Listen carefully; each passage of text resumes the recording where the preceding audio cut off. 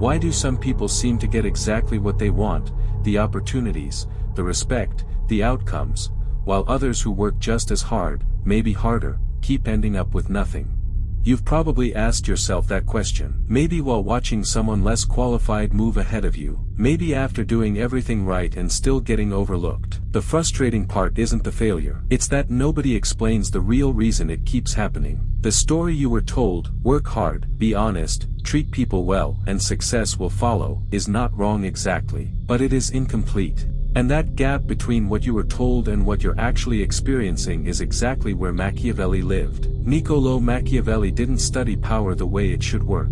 He studied it the way it actually works. And what he found was uncomfortable enough that powerful men tried to bury his ideas for centuries. He watched rulers rise and collapse, not based on talent or virtue, but on strategy, perception, and the ability to read and move people. He concluded that outcomes are rarely accidental. They are engineered. By the end of this video, you'll understand the 3 core principles he identified, the ones that quietly separate the people who get what they want from everyone else, and why most people will never learn them. If understanding how power really operates matters to you, subscribe and hit like. This channel doesn't deal in comfortable half-truths. It goes all the way in. Before we get into the 3 principles, there's something you need to understand about why most people fail to get what they want, and it has nothing to do with effort. The world does not run on fairness. It runs on perception, incentive, and leverage. Most people spend their entire lives responding to the surface of situations, what was said, what happened, what seems fair, without ever reading the layer beneath it. That deeper layer is where decisions are actually made, where alliances form, where opportunities are quietly given to some and quietly closed to others. Machiavelli's genius was not that he invented this, it's what he named it. He refused to pretend the game didn't exist just because acknowledging it was uncomfortable. And the people who have studied his thinking across centuries, leaders, strategists, anyone who has ever built real power in a competitive environment, all describe the same shift. Once you see the mechanics underneath social reality, you cannot unsee them. And you stop being moved around by forces you don't understand. That is what these 3 principles do. They don't hand you anything, but they teach you how to stop leaving outcomes to chance. The first principle is the one Machiavelli returned to more than any other, and it is the one most people find genuinely unsettling when they first understand it fully. People do not respond to who you are. They respond to who they think you are. Read that again, slowly, because embedded in it is an explanation for almost every social and professional dynamic you've ever been confused by. The colleague who got promoted despite being less capable. The person who commands a room the moment they walk in, before they've said a single word. The individual who keeps attracting opportunities without seeming to work harder than anyone else. What they understand, consciously or not, is that perception is not a reflection of reality. Perception is its own reality, and it can be shaped. Machiavelli was explicit about this. He wrote that a prince must learn to appear,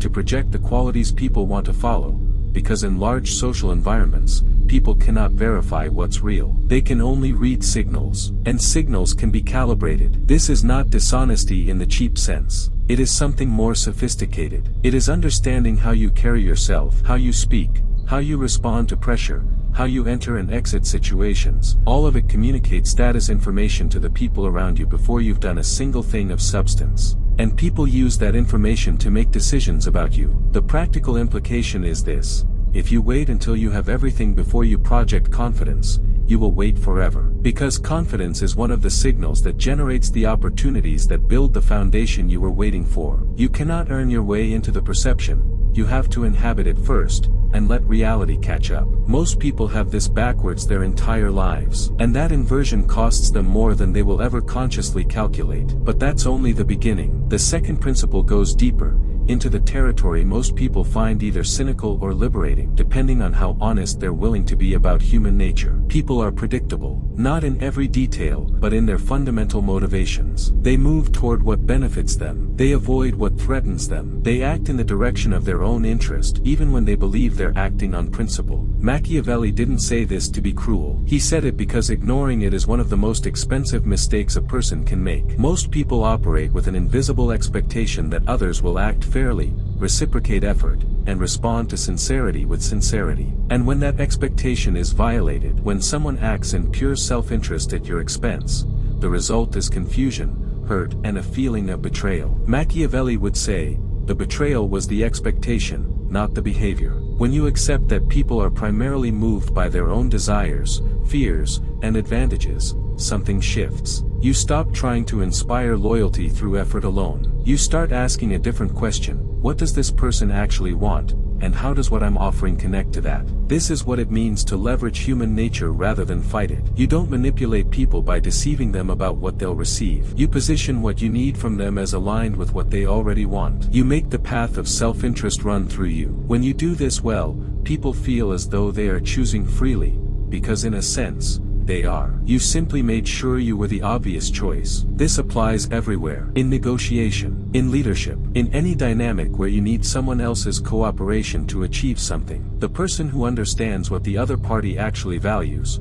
not what they say they value, but what they actually respond to, holds all the leverage in that conversation. And this is where it gets darker, because the same principle that helps you influence others also explains how others influence you. If you've ever felt like a relationship, a workplace, or a social situation was quietly directing your behavior without you fully understanding how, this is the mechanism. Someone read your desires and fears more clearly than you read theirs, and they position themselves accordingly. Awareness of this protects you. It makes it harder to move. Here's a question worth sitting with, looking at your own life right now. Is there a situation where you've been working hard, doing everything right, and still not getting what you want? Drop it in the comments, because the answer to why that's happening is almost always somewhere in these three principles. The third principle is the one people most frequently misunderstand, because it sounds passive when it is actually the most active discipline of the three. Be strategic, not emotional. Machiavelli was not saying suppress your emotions or become robotic. He was pointing at something far more specific. Emotional reactions are predictable, and predictable responses can be exploited. When someone knows that a specific kind of pressure will cause you to react in a specific way, anger, defensiveness, anxiety, the need to prove yourself, they have found a lever, and they will use it, consciously or not, whenever they need to move you. The man or woman who can hold an emotional experience internally without immediately broadcasting it in their behavior becomes, in social terms, genuinely difficult to read. And people are cautious around what they cannot read. They cannot calibrate their approach. They cannot find the lever. That caution creates space you can use. But strategic detachment goes further than just managing reactions. It also governs when to speak and when to stay silent, when to act and when to wait. One of the most consistent mistakes ambitious people make is moving too quickly, showing their hand before the moment is right, taking the bait in a conflict that wasn't worth engaging, responding to a provocation that was designed to pull them off course. Machiavelli was clear: not every battle is worth fighting, and choosing which battles to enter is itself a form of power. The person who responds to everything is controlled by everything. The person who chooses when to engage, and engages with full force only when the moment genuinely serves their objectives, is operating from a completely different position. Patience, in the Machiavellian framework, is not passive. It is the active discipline of withholding your response until timing is in your favor. Some of the most decisive moves in any competitive environment are the ones that happen later than expected, more quietly than expected, and with more effect than anyone prepared for. Most people miss this part completely. They equate speed with strength and loudness with authority. Machiavelli would tell you the opposite. The deepest form of control is the ability to sit inside a situation, to feel the pressure, read the room, understand what everyone else is doing, and choose your moment. Here is the insight that ties all three principles together, and it is the one most people are not ready to hear. Getting what you want has very little to do with what you deserve. That is not a pessimistic statement. It is a precise one. Deserving something creates a passive relationship with outcomes. It says, I have done enough, now the world owes me the result. And the world does not operate that way. It never has. The people who consistently engineer the outcomes they want are not waiting on deserving. They are controlling perception, reading and working with human nature, and choosing their moves with calculated patience. This is where Machiavelli's thinking stops being comfortable and starts being genuinely transformative. Because once you accept that the gap between what you want and what you have is not about effort or virtue, but about strategy, you have taken full ownership of your position. You stop explaining your circumstances and start engineering different ones. None of this requires becoming someone without values. It requires becoming someone who understands that values alone do not move the world. Strategy does. And a person with both, clear principles and the intelligence to operate in reality as it actually is is one of the rarest and most effective forces in any environment they enter. Perception, human nature, and strategic patience. These are not tricks for the dishonest. They are the operating system of everyone who has ever built anything real in a competitive world. The question is not whether the game exists. It exists. The question is whether you're going to keep playing it blind, or finally learn to read the board. Thank you for watching. If this opens something for you, share it because someone in your circle is sitting inside one of these patterns right now and doesn't know it. Subscribe if you haven't, because every video on this channel goes deeper into the mechanics that most people never see. The next video is already there. Don't stop now.